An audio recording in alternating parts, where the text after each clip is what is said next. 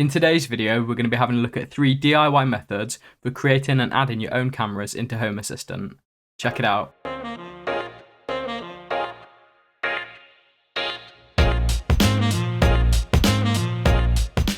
What's going on, guys? I hope you're all doing well. So the 3 methods we're going to be having a look at are a USB webcam, the Raspberry Pi Zero, and the Pi camera. For each of those 3 options in this video, we're only doing the very basics, so we're just focusing on getting the stream into HomeAssistant.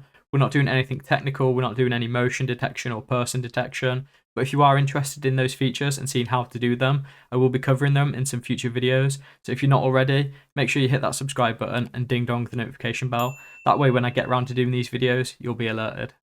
It's worth pointing out that these aren't the only 3 options you have. There are plenty of other options. It just happens to be that I chose these 3 particular ones for the purposes of this video. You can do things like creating your own IP cameras in other methods. You can create your own cameras with ESP Home and many, many more. If you have created your own security camera and it works well, why not share your project in the comments below? Okay, so we're here on our demo dashboard and we're going to be starting off with the easiest of the 3 options, which is the USB webcam. With the USB webcam, essentially all we're going to be doing is plugging the webcam directly into our HomeAssistant instance, and then we'll be streaming whatever the webcam can see and having that viewable in HomeAssistant. I'm running this demo build on a Raspberry Pi, so if you're using a Pi, you'll be able to follow along with exactly what I'm doing. If you're using a VM or another bit of hardware to actually run your HomeAssistant instance, then you might need to do a couple of extra tweaks, such as allowing USB pass-through or some other option. And for anyone interested, I do have some upcoming build videos for HomeAssistant where I'll be showing you the setup and install of HomeAssistant on these other bits of hardware. But back to this. So the first thing you're going to want to do is just go and find yourself an old webcam. I'm making use of an old Logitech C270, which is just a 720p webcam. So go find your camera and just plug that into your Pi. With that plugged in, we're going to want to head over to the supervisor. Then up at the top, we're going to want to choose Add-on Store. With the add-on store opened up, we're going to want to add MotionEye. Now I can see it just here for me, but if it's not there for you, you can just use the search bar at the top. I'm not going to be diving too deep into MotionEye and MotionEye's features, but if you are interested in it or you'd like to see me cover it in the future, then let me know in the comments below. But in short, MotionEye is a front end to the very popular motion camera software, and if you've done any kind of playing around with IP cameras, then you've more than likely come across the motion software. And you can use MotionEye as a fully fledged NVR. You can add cameras that are available on your own home network, or you can add cameras that are available in other MotionEye systems. And then by utilizing this add-on, we can add those cameras directly into our HomeAssistant. Let's get this installed then. So we're going to go ahead and press install there, and that should just take a second to install, and once it's installed, you'll see the list of toggles that are available, so you can optionally set these yourself. By default, it turns it on to start on boot, so you could toggle that off if you want. For me, I'm going to leave that one turned on, and I'm also going to turn on show in sidebar just to save myself a couple of extra clicks. Once you've decided on your toggles, you're going to want to just press the start button, and then just give that a couple of seconds to start up and get going, and then we're going to press the Open Web UI. If you press the Open Web UI button too soon, you'll get an error, so just make sure you wait a second before pressing it. With MotionEye open, we're going to be presented with a login box, but as we've never used it before, we currently don't have a username and password. So we're going to just log in with the default credentials, and the default username is admin with no password. So we're now logged into MotionEye, and we can see this little line at the top telling us that we currently don't have any cameras configured. But before we start configuring any cameras, we're going to want to update our credentials just to add a bit of security. So up in the top left here, we're going to want to choose the hamburger icon to expand the settings.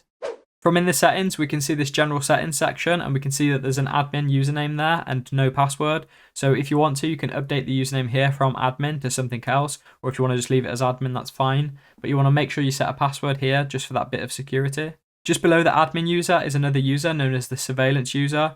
And what the surveillance user can do is just view cameras and camera streams, and it can't access or modify any of the features. As it's a good thing to have, so you don't have to constantly share those admin credentials, I'm going to go ahead and fill that in. You may also want to do that because we're going to be using those credentials in a second, and then you just want to hit apply up at the top. As we updated the password, it's going to kick us out and take us back to the login screen. So we now just need to log in with that username and password we set. Now that we're logged back into MotionEye and we've got a bit of security, we're going to add our USB webcam. Up at the top here where it says you have no configured cameras yet, we're going to just click that link. We'll then be presented with this add camera dialog box, and from here we can select the camera's type and we can select which camera we want to use. In the add camera dialog box, we can see that this bit of text here is actually the description for the camera type. So we can see here the local V4 L2 camera is actually the one that we want because it's usually for USB cameras. We're then going to want to open the camera drop down up, and in this list you should see your camera listed. You might see it listed as USB camera or the name of your camera. In my case for this Logitech one, it's just this UVC camera. So select your plugged in camera and then just choose OK. You should then be presented with a screen like this where we can see all the camera's information on this left hand side, and on the right hand side there we can see a live view of the camera.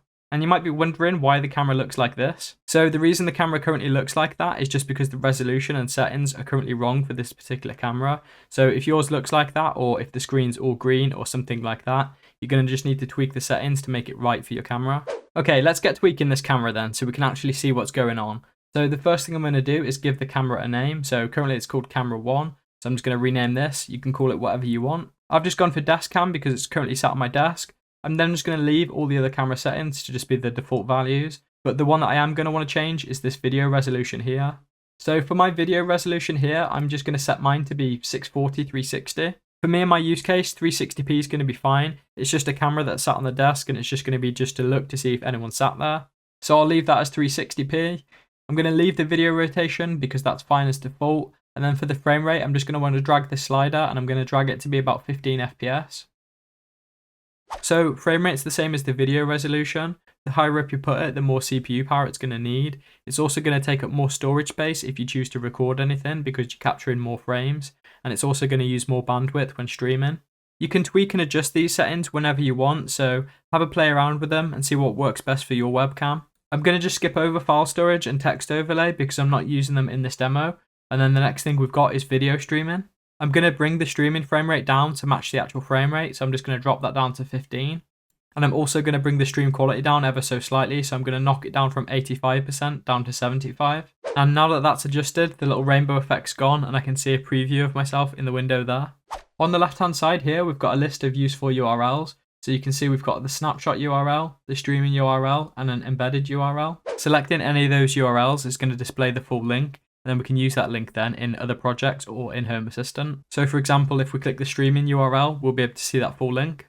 And I can see that there. And if I just right click on that and click go to, and you can see there, it's opened up the stream in another tab. So I could access this stream from a phone or anything connected to my network as long as I provide that URL. And it's quite responsive and fits my use case.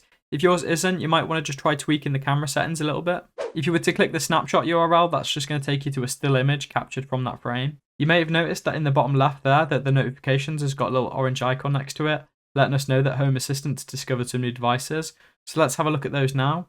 So if we press notifications, we can see that some new devices have been discovered. So if we just click check it out, that's going to take us into our integrations and show us all the integrations it's discovered. And the one that we care about here is that MotionEye one. So we're going to want to just press the configure button there on MotionEye. And it's going to present us with a box where we need to fill in our admin username and password and also the surveillance username and password. So let's go ahead and do that now. Once we've entered both sets of credentials, we'll get a pop-up to tell us that it was successful. We can then just assign the camera to the area it's going to be in. And we can then see the MotionEye integration in our list here. So I can see it's got one device and 7 entities. If we click on that device, we should be able to see the live stream of the camera. So again, let's give that a go now.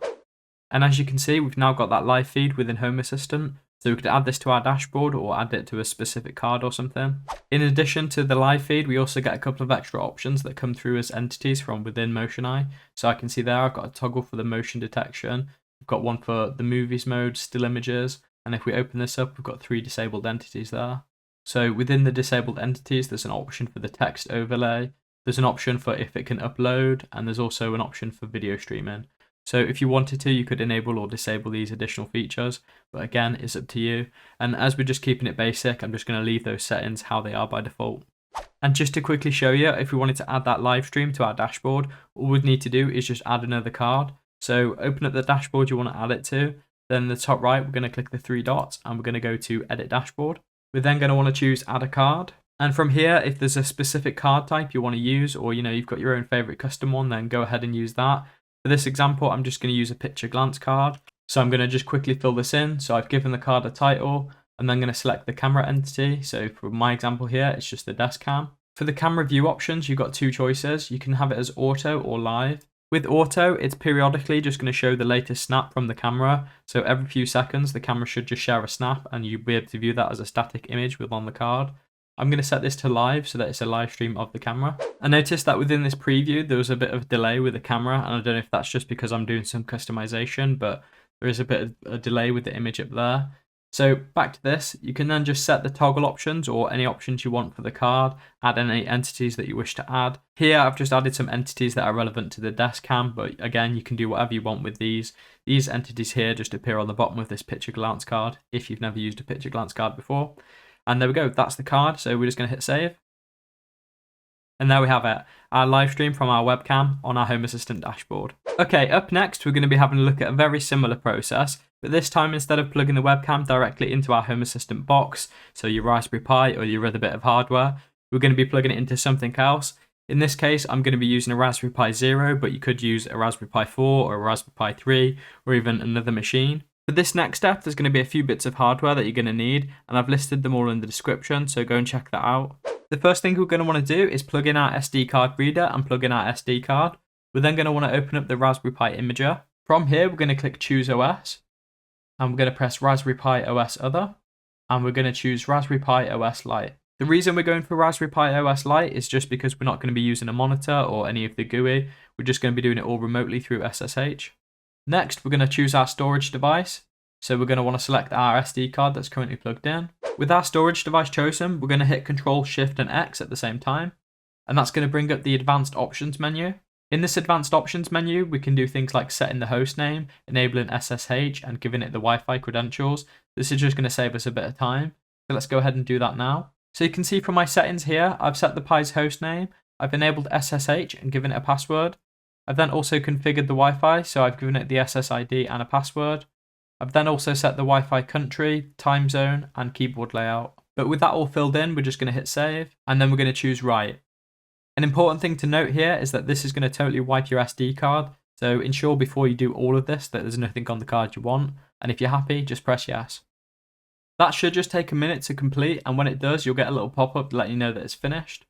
And once you see that pop-up, you can just press continue, and we can close the Pi imager and remove our SD card. We're then going to take that SD card and insert it into the Pi Zero, and we're also going to attach our micro USB to USB adapter and attach our webcam. Then we're going to plug in the Pi and power it on. Once the Pi powers on, it should connect to your network using the credentials that you provided within the Advanced Options menu. If you set a custom hostname, you can connect to it using that hostname. If not, you can connect using the default hostname, which will just be raspberrypi.local. And if connecting by the hostname doesn't work, you can also manually connect to it using the IP address of the Pi, but you'll need to look this up within your router settings. So I called mine Pi Webcam, so I'm just going to enter this in the hostname box. And as it's on the same network that I'm on, I can use the .local in order to connect to it. So I've entered the hostname .local, and I've made sure that SSH is the chosen connection type. I'm just going to press open. It's then going to ask us who we're logging in as. So if you set a custom user within that advanced options, go ahead and enter that. If not, the default login is going to be Pi. So just go ahead and enter Pi and hit enter. It's then going to ask us for the password. And again, if you set a custom password, enter that. And if you didn't, the default password is just going to be Raspberry.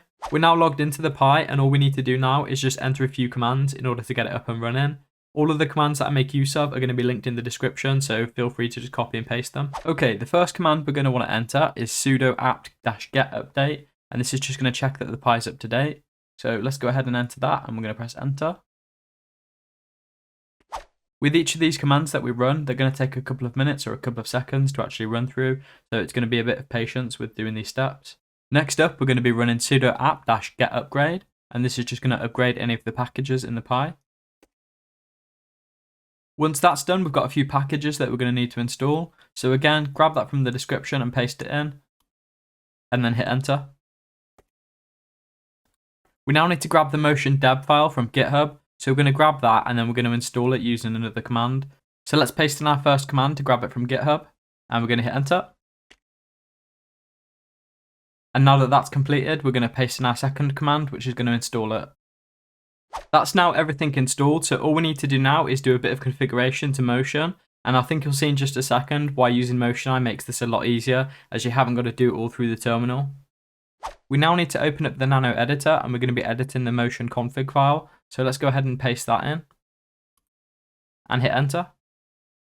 You're now just going to need to scroll through that config in the Nano editor, and you're just going to need to find a few values and update them. So the values that you're going to need to change are the ones that are listed here, so make sure your config matches the ones listed here. We now need to make a modification to the daemon file, so again, paste that in from the description and hit enter. Currently this is set to no, so we're going to want to just amend this and change it to yes. Then we're going to want to hit Control X, then the Y key, and enter. And that should be our very basic config done now, so we should be able to start making use of the webcam. After you've had a go at running it with the basic config, you can always come back to this config and tweak it a little bit so you can up the frame rate or change the resolution. So what we're now going to do is just sudo reboot and reboot the Pi. Once your Pi comes back to life, you should be able to visit your Pi's URL, followed by port 8081. And we've now got the Pi 0 streaming the webcam with this complimentary up the nose shot. With this particular stream, there is a couple of seconds of delay, but we are using a Pi 0 and we're doing it over Wi-Fi. So if you wanted to, you could go back into that config and try and tweak it a little bit. But for the purposes of this demo, I'm just going to be leaving it like this. So we've got our camera stream here and we've got access to the URL where we can find the stream. Now all we're going to need to do is jump on over to HomeAssistant, and what we're now going to need to do is just get our second webcam added to our dashboard. We can see just at the top there, we've got the first camera that we added originally. Now it's currently not displaying anything just because I haven't got a camera plugged in. And all we're going to need to do to get the second camera into HomeAssistant is just add a couple of lines to our configuration.yaml file. Now you can do this with whatever method you normally use to edit your config.yaml, but I'm going to use the file editor just because it's one that I've got installed on this demo build. So let's go ahead and open that up. In the file editor then, it is literally just a couple of lines. Now if you normally split up all of your YAML files, you're going to want to put this where you normally put all the camera stuff, but for the sake of this demo, it's literally just going straight into configuration.yaml. So we're going to want to add the line camera. We're giving it the platform of mjpeg, and the mjpeg URL is going to be the URL that you actually view your camera stream at. So that's the one that we just looked at a second ago. And then you also just want to give it a friendly name. So I've just gone with deskcam2. So if you've got all those lines in, you want to hit that save button. And with that saved, we're just going to restart HomeAssistant. When HomeAssistant's rebooted, you should be able to go into your entities and you should be able to view that camera. So I called mine desk camera 2. So if I hop into my entities here and just do a search for desk cam 2, I should see it there. So here's my desk cam 2, and if I go into the options for it, I should get the live feed of it. And there we go. I can see that very laggy camera feed, but it's working. And just like the previous desk camera, once you've got it into HomeAssistant, you can add it to your dashboard and do whatever you want to do with it. But there we go, that's our first two done. Now let's move on to the last option. For the last bit of the project, I was going to show you the Raspberry Pi camera integration in HomeAssistant, but at the time of recording this, it doesn't seem to be working properly in the latest version of HomeAssistant. So as this isn't working, what we're instead going to do is we're going to take a Pi 3 and the camera module, and we're going to set up another webcam server using the Pi 3, but we're going to use Ethernet so we can see a bit of a contrast between using the quality of the Pi camera and also Ethernet. The setup's going to be very similar. We're going to open up the Pi imager and we're going to write the Raspberry OS Lite to the SD card. When that completes, we're going to just take out the SD card, insert it into our Pi, and then we're going to plug everything into the Pi and power it on. With our Pi all plugged in, we're going to open up PuTTY and we're going to connect to it. Once you're connected to your Pi, we're going to run through the exact same steps that we did a second ago with the Pi 0. So you can either rewatch the video, or for the first time ever, you can check out my blog post, which will be linked in the description, where I'll just have a breakdown of how to do this step by step. So at this point now, we've ran through all the commands and done all the changes like we did with the Pi 0, but there's a couple of extra things we're going to need to do in order to get the Pi camera working. So let's do those now. So we're going to want to enter the command sudo raspberry-config and hit enter. That's going to take us into the Raspberry Pi configuration tool, and from here we're going to want to choose interface options. And then we're going to select the top item, which is camera. And it's going to ask us if we'd like to enable the camera interface, so we're just going to say yes, and then hit OK. And then we're going to navigate down to the bottom and choose finish.